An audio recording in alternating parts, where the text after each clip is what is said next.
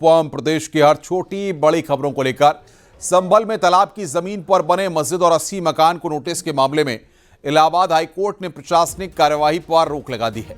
संभल के रायसत्ती क्षेत्र के मोहल्ला हातिम सराय में अवैध निर्माण के मामले में इलाहाबाद हाईकोर्ट ने यह आदेश दिया है। हाईकोर्ट की ओर से रोक लगाए जाने से वहां के लोगों को बड़ी राहत मिली है। यहां लोगों को तालाब की भूमि पर अवैध निर्माण का नोटिस मिला था और प्रशासन ने सभी के मकानों पर लाल निशान लगाया था। नोटिस में 15 दिन के अंदर जवाब मांगा गया था और अवैध निर्माण हटाने का निर्देश दिया गया था। संबंधित पक्षों से 15 दिन के अंदर संतोषजनक जवाब नहीं मिलने पर सभी अवैध निर्माणों को बुलडोजर से ध्वस्त करने की कार्रवाई की बात कही गई थी। कोर्ट ने याचिकाकर्ताओं को 4 हफ्ते के अंदर तहसीलदार के यहां एप्लीकेशन देने को कहा, तो वहीं पर हाईकोर्ट से स्टे लगने के बाद स्थानीय लोगों ने खुशी जताई है। स्टे हो गया है और उम्मीद है आगे भी मतलब कहना था कि हमें न्याय होगा, अन्याय नहीं होगा। अच्छा, जिस तरह से यहाँ पर बताया था तालाब था, क्या था? नहीं, कोई तालाब नहीं है यहाँ पर। ये तो मतलब कहने का था कि कोई तालाब नहीं है।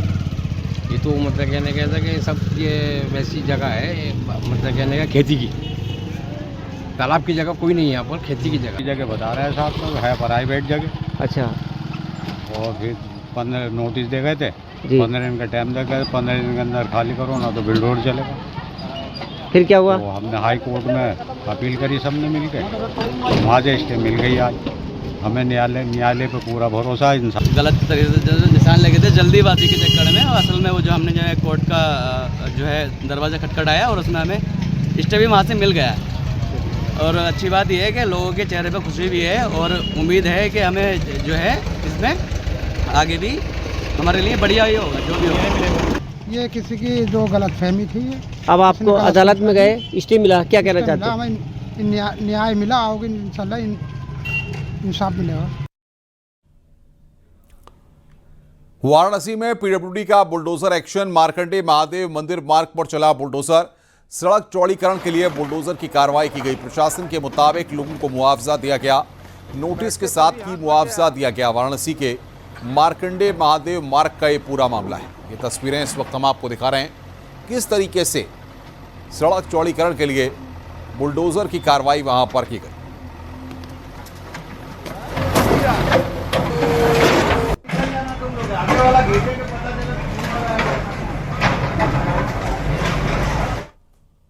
उत्तरकाशी के बड़कोट में रोडवेज की बस ने स्कूल बस को जोरदार टक्कर मार दी। हादसे में बस में सवार 29 बच्चों को चोट आई है, जिसमें 6 बच्चों को ज्यादा चोट लगी है। वहीं रोडवेज की बस में सवार 2 यात्री भी घायल हैं। वहीं हादसे का सीसीटीवी भी सामने आया है। इसमें देखा जा सकता है कि कैसे तेज रफ्तार बस ने स्कूली बस को पीछे से टक्कर मार दी।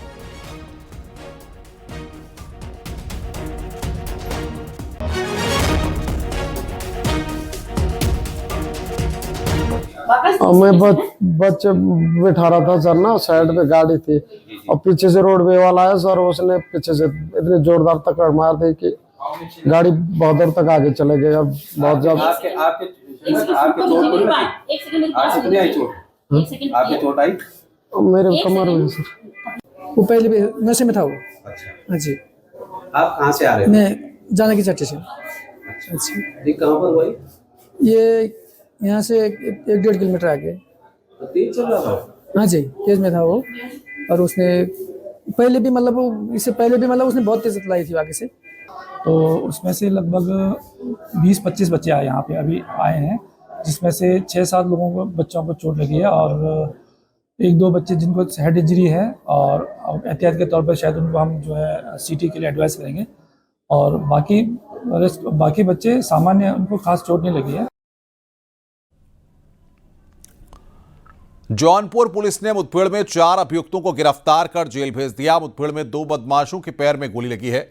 बदमाशों के कब्जे से पिकअप, तमंचा, कारतूस और कैश बरामद हुआ है। थाना मीरगंज और मुगराबाद शाहपुर की संयुक्त पुलिस को कामयाबी मिली। वहीं गाजीपुर में भी पुलिस की बदमाश से मुठभेड़ हो गई। गहमर थाना क्षेत्र के मनिया सेवराई मार्ग पर पुलिस की बदमाश से मुठभेड़ हुई।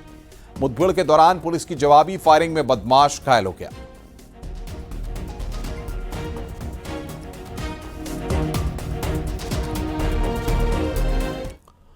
सरकार की तरफ से जारी किए गए एनकाउंटर के आंकड़े पर समाजवादी पार्टी के अध्यक्ष अखिलेश यादव का बयान सामने आया है।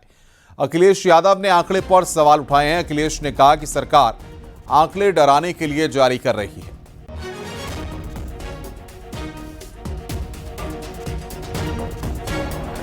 ये जो आंकड़े दिए जा रहे हैं इनकाउंटर के, क्या डराने के लिए दिया जा रहा है? अगर इनकाउंटर से लॉ एंड ऑर्डर बेहतर होता तो अखिलेश दुबे का इनकाउंटर क्यों नहीं करी सरकार? अगर सरकार ही इनकाउंटर करा रही है, अगर बीजेपी ये कहती है कि इनकाउंटर से लॉ एंड ऑर्डर ठीक होता है, हमने तो कहा था कि वो इनकाउंटर कर देंगे, उसका भी, अखिलेश दुबे का भी देख लेना आप। हमने उस सदन में उठवाया कि उसकी जान को खतरा है। जिस दिन अधिकारियों को लग जाएगा कि उनकी पोल खुलने वाली है, सरकार की पोल खुलने वाली है, उसी दिन उसका भी इनकाउंटर हो जाएगा।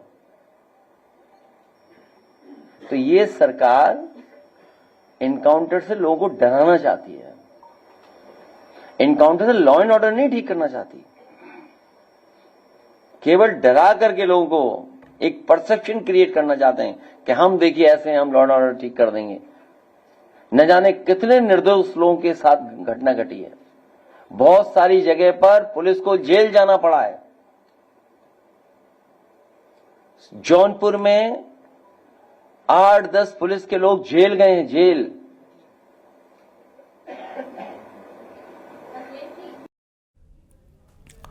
संत कबीर नगर में रेलवे क्रॉसिंग के पास ट्रैक पार करते वक्त पति पत्नी ट्रेन की चपेट में आ गए। दोनों की मौके पर ही मौत हो गई। गोरखपुर गोंडा पैसेंजर ट्रेन की चपेट में आने से हादसा हुआ। रिटायर्ड बैंक कर्मी प्रहलाद गोंड और उनकी पत्नी सतराची देवी खलीलाबाद के माली टोला के रहने वाले थे। मामला शहर कोतवाली क्षेत्र के चकिया गांव का है। कहाँ जा रहे थे? वो आ रहे थे काटे चौराहे पे। माताजी पिताजी गांव गए हुए थे। आज सुबह बस्ती अखिल भारतीय गोंड महासभा शपथ समारोह का सम्मेलन था। पापा उसी में तैयार होते जाने के लिए और मम्मी आई थी छोड़ने के लिए। उसी समय क्या नाम 8:30 से 9 बजे के बीच जो पैसेंजर जाती है उसी की चपेट में आने से उनका एक्सीडेंट हो गया, दोनों लोग। अमेठी के भौसिंगपुर गांव में ठेले पर चिवड़े भूनने को लेकर हुए विवाद में युवक की हत्या हो गई। ठेला दुकानदार अशोक कश्यप ने लाई भूनने वाले धारदार हथियार से एक युवक पर हमला कर दिया, जिससे उसकी मौके पर ही मौत हो गई और एक साथी घायल हो गया। पुलिस ने आरोपी अशोक कश्यप को गिरफ्तार किया और शव को पोस्टमार्टम के लिए भेज दिया। फिलहाल पूरे मामले की जांच जारी है। जो राहुल यादव तथा चंदन विश्वकर्मा जो थाना क्षेत्र अमेठी के रहने वाले हैं, ये घायल हुए थे। इनको तत्काल प्राथमिक स्वास्थ्य केंद्र लाया गया, जहां डॉक्टरों ने राहुल यादव को मृत घोषित कर दिया तथा चंदन विश्वकर्मा जिनको हल्की चोट लगी थी, प्राथमिक उपचार के बाद इनको डिस्चार्ज किया गया है। पूछताछ से ये घटनाक्रम पता चला कि अशोक कश्यप तथा जियालाल ये दोनों लोग वहां मौके पे मौजूद थे और अशोक कश्यप दाना भूजने का काम करता है। जालौन में बंदूक की नोक पर नाबालिग से रेप करने के मामले में पीड़िता की तहरीर पर पुलिस ने 13 दिन बाद मुकदमा रेप किया था। बीते 1 अक्टूबर को 40 साल के व्यक्ति ने नाबालिग के साथ रेप किया था। फिलहाल पुलिस आरोपी की तलाश में जुट गई है। व्यक्ति की नाबालिग पुत्री के साथ उसी के गांव के 40 वर्षीय युवक द्वारा गलत कार्य किया गया है। उक्त सूचना पर थाना नदी गांव पुलिस द्वारा तत्काल सुसंगत धाराओं में अभियोग पंजीकृत किया गया तथा फील्ड यूनिट को बुलाकर घटनास्थल से साक्ष्य संकलन किए गए। पीड़िता का मेडिकल परीक्षण कराया गया है। आज दिनांक 15/10/2025 को अभियुक्त को गिरफ्तार कर माननीय न्यायालय के समक्ष पेश किया जा रहा है। मौके पर कानून व्यवस्था की स्थिति सामान्य है। यूपी में अवैध पटाखों के खिलाफ एक्शन लगातार जारी है। इसी के तहत चंदौली के मुगलसराय में पुलिस ने अवैध पटाखा गोदाम पर छापेमारी की। इस दौरान पुलिस ने भारी मात्रा में अवैध पटाखों का जखीरा बरामद किया। मुगलसराय के कैलाशपुरी इलाके में चल रही दुकान के पास कोई लाइसेंस नहीं था और न ही कोई कागज। साथ ही 3 लोगों को गिरफ्तार कर मुकदमा दर्ज किया गया। चंदौली के मुगलसराय में पुलिस की मुस्तैदी के बाद एक बड़ी कार्रवाई सामने आई है। हम आपको बता दें, हमारी मौजूदगी पंडित दीनदयाल उपाध्याय नगर के कैलाशपुरी इलाके में है और ये क्षीर सागर के पीछे की गली है, जहां पर अवैध रूप से पटाखों का भंडारण किया गया था। हम आपको तस्वीरें दिखा रहे हैं कि कितनी भारी मात्रा में पटाखे यहां से मिले हैं। आप देख सकते हैं, ये बोरी जो आप देख रहे हैं, इन बोरियों में ये विस्फोट, ये पटाखे भरे हुए थे जो यहाँ से बिक रहे थे। गलत तरीके से और बिना लाइसेंस की ये दुकान थी, जिसकी पुलिस की सूचना के बाद पुलिस सक्रिय होती है और भारी मात्रा में पुलिस यहाँ पहुंचकर, भारी संख्या में पहुंचकर ये बड़ी रिकवरी करती है। पंडित दीनदयाल उपाध्याय नगर में जहाँ पर एक दुकान से ये भारी मात्रा में पटाखे बरामद हुए हैं और अब पुलिस इस पर कार्रवाई कर रही है। 3 लोगों को हिरासत में लिया गया है और पुलिस का कहना है कि और भी जो उनके स्टोरेज है, और भी जो इनके स्टोर है, वहां उनकी भी जांच की जाएगी और उसके खिलाफ कार्रवाई की जाएगी। चंदौली के पंडित दीनदयाल उपाध्याय नगर से नितिन गोस्वामी, न्यूज़ 18। फिरोजाबाद के सिरसागंज में पुलिस ने एक गोदाम से भारी मात्रा में पटाखे बरामद किए हैं। प्रशासनिक टीम ने सीओ की अगुवाई में एक घर में छापा मारकर यह कार्रवाई की। थाना सिरसागंज के पेंगू रोड पुलिस को सूचना मिली थी कि यह गोदाम में भारी मात्रा में पटाखे रखे हुए हैं। सूचना के आधार पर पुलिस की ओर से कार्रवाई की गई। कुछ दिन पहले थाना शिकोहाबाद में 5 कुंटल पटाखे बरामद किए गए थे। महानिदेशक महोदय के निर्देश के क्रम में प्रदेश भर में अवैध पटाखा निर्माण और अवैध भंडारण के विरुद्ध उत्तर प्रदेश पुलिस द्वारा अभियान चलाया जा रहा है। इसी के क्रम में आज सुबह थाना सिरसागंज क्षेत्रांतर्गत एक व्यक्ति मनोज सैनी, जिनके की शिकोहाबाद क्षेत्रांतर्गत एक लाइसेंस है, उनके द्वारा लाइसेंस के नियमों का उल्लंघन करते हुए भारी मात्रा में थाना सिरसागंज क्षेत्र में पटाखा का भंडारण किया गया था, जो कि आबादी क्षेत्र भी आता है। इस सूचना पे तत्काल थाना पुलिस, सीओ, एसडीएम एवं फायर सर्विस की हमारी संबंधित अधिकारी मौके पे पहुंचे हैं। पीलीभीत में एक शख्स पत्नी के मायके जाने से परेशान होकर मोबाइल टावर पर जा चढ़ा। लोगों को पता चलते ही ग्रामीणों की भारी भीड़ जमा हो गई। सूचना पर पहुंची पुलिस और लोगों ने उसे समझाकर नीचे उतारा। दरअसल टावर पर चढ़े शख्स की पत्नी कुछ दिन पहले पति से नाराज होकर मायके चली गई थी। कई बार मनाने के बावजूद वो वापस नहीं आई, जिससे चंद्रसेन की मानसिक स्थिति कमजोर हो गई। ये मामला जहानाबाद थाना क्षेत्र के सरूरी गांव का है।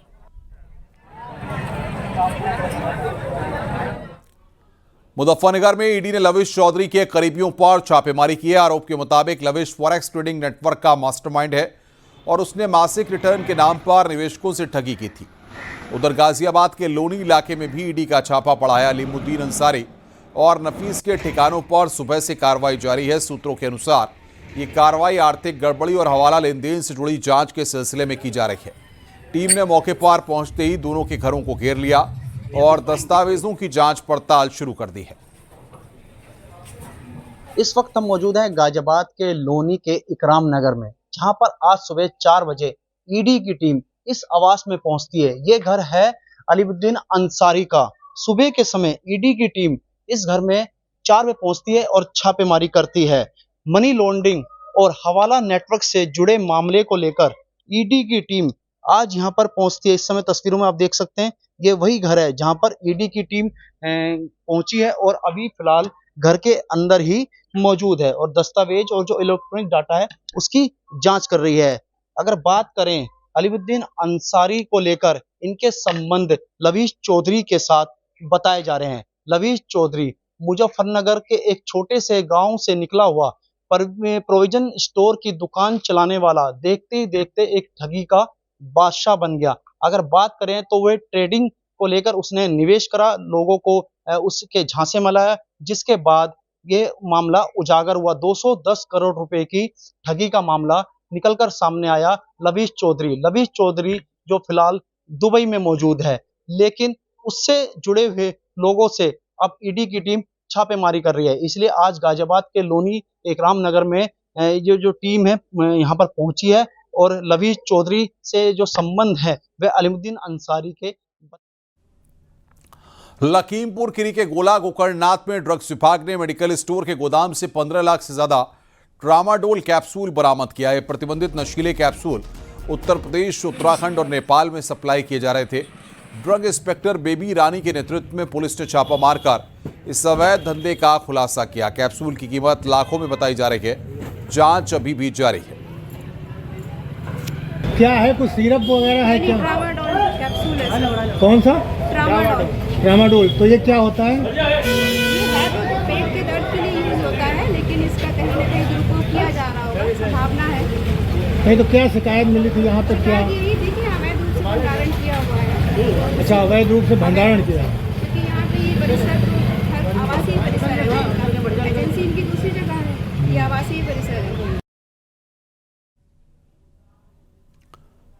कानपुर में कानून को आलोक दुबे पर फर्जी दस्तावेजों से जमीन हड़पने के आरोप में बड़ी कार्रवाई की गई है।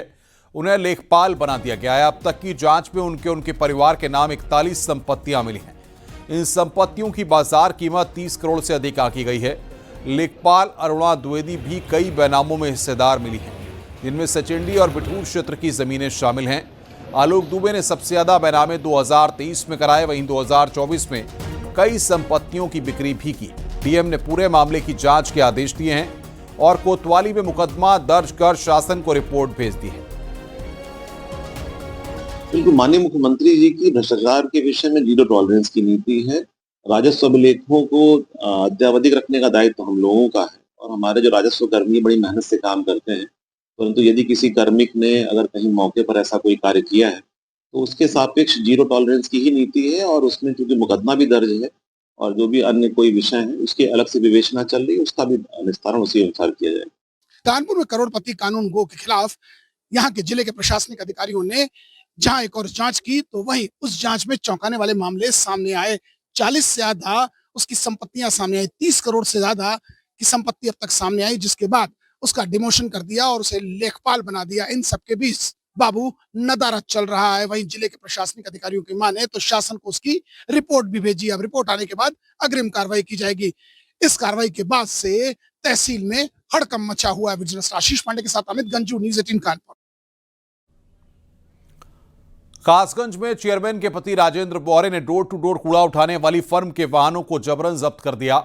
सफाई कर्मियों ने कलेक्ट्रेट में जाकर डीएम को ज्ञापन सौंपा और कार्रवाई की मांग की। 4 वाहनों के बढ़ाए जाने के आदेश से नाराज चेयरमैन के पति ने राजेंद्र बोहरे गाली गलौज और धमकी भी दी। कंपनी में काम करने वाले 105 सफाई कर्मचारियों को वेतन नहीं मिला है। सफाई कर्मियों ने काम शुरू न होने पर दिवाली से पहले सामूहिक आत्मदाह की चेतावनी दी। नगर पालिका परिषद कासगंज के जो चेयरमैन के पति है श्री राजेंद्र बोहरा, वर्तमान चेयरमैन श्री मीना महेश्वरी जी है कासगंज नगर पालिका के, उनके पति श्री राजेंद्र बोहरा है। उनके द्वारा जो है जबरन हमारे ऑफिस में ताला लगा दिया गया, हमारे गाड़ियों में जंजीर लगा दी गई और हमारे लोगों को जो है वो हमारे जो 105 वाल्मीकि समाज के लोग काम करते हैं, जिनको यहाँ पे रोजगार भी प्राप्त हुआ है। कंपनी न्यू दिल्ली की है लेकिन यहाँ पे रोजगार जो है नगर पालिका परिषद कासगंज में लोगों को दिया था, तो उनको जो है जबरन काम बंद करा दिया गया।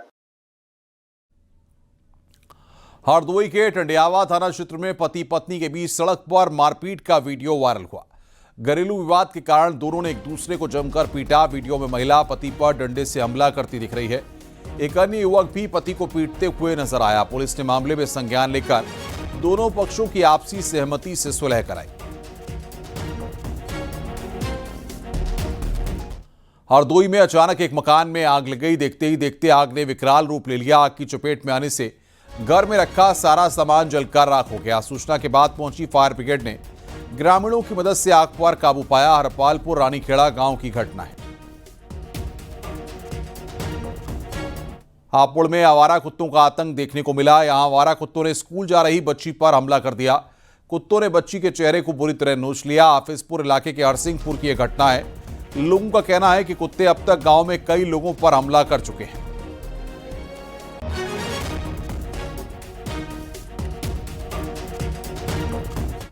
नोएडा देश का सबसे प्रदूषित शहर बन गया है। गाजियाबाद दूसरे, गुरुग्राम तीसरे और दिल्ली चौथे स्थान पर है। नोएडा का AQI 282 दर्ज हुआ है, जबकि गाजियाबाद का AQI 260, दिल्ली का AQI 208 और ग्रेटर नोएडा का AQI 246 पहुंच गया है। इस तरह दिल्ली NCR का AQI रेड जोन के करीब पहुंच गया है। देश का सबसे प्रदूषित शहर नोएडा का AQI 282 दर्ज हुआ है। गाजियाबाद दूसरे नंबर पर है। नोएडा देश का सबसे प्रदूषित शहर बना है। दरअसल मैं आपको बता दें, नोएडा का एयर क्वालिटी इंडेक्स यानी वायु गुणवत्ता 282 दर्ज की गई है। इसके साथ ही ग्रेटर नोएडा का AQI भी 260 दर्ज किया गया है। देश का सबसे प्रदूषित शहर नोएडा, दूसरे स्थान पर गाजियाबाद जिसका AQI 262 दर्ज किया गया है और दिल्ली चौथा सबसे प्रदूषित शहर है। सुल्तानपुर में पटाखा व्यवसायी के घर धमाके से हड़कंप मच गया। विस्फोट इतना तेज था कि नजीर अहमद का पक्का मकान पूरी तरह खंडर में तब्दील हो गया, जबकि आसपास के 3 मकानों को भी नुकसान पहुंचा है। इस हादसे में 12 लोग घायल हुए हैं। सूचना मिलते ही पुलिस, फायर ब्रिगेड और एम्बुलेंस टीम मौके पर पहुंची और राहत बचाव कार्य शुरू किया। घायलों को सीएचसी जयसिंहपुर पहुंचाया गया, जहां से 4 की गंभीर हालत को देखते हुए उन्हें मेडिकल कॉलेज सुल्तानपुर रेफर कर दिया गया। जयसिंहपुर कोतवाली क्षेत्र की यह घटना है। बताया जा रहा है कि लगातार कई धमाके हुए हैं, जिससे दीवारें और छतें गिर गईं, घर का सामान बर्बाद हो गया। घटनास्थल पर बारूद की गंध महसूस की गई और सुतली गोले भी मिले हैं, जिससे पुलिस ने पटाखा विस्फोट की आशंका जताई है। बताया जा रहा है कि नज़ीर अहमद का बड़ा बेटा यासिर पटाखों का कारोबार करता है, हालांकि वो परिवार से अलग मकान में रहता है। सुप्रीम कोर्ट ने दिल्ली एनसीआर वालों को दिवाली का तोहफा दे दिया है। दिल्ली एनसीआर में पटाखे बैन पर चीफ जस्टिस BR गवई और जस्टिस विनोद चंद्रन की बेंच ने फैसला सुनाते हुए यहां पर ग्रीन पटाखे जलाने की इजाजत दे दी है। पिछली सुनवाई के दौरान कोर्ट ने पटाखा बैन में छूट देने के संकेत दिए थे। शीर्ष अदालत ने पिछली सुनवाई में कहा था कि दिल्ली एनसीआर में पटाखा फोड़ने पर पूर्ण प्रतिबंध लगाना न तो व्यवहारिक है और न ही आदर्श स्थिति है।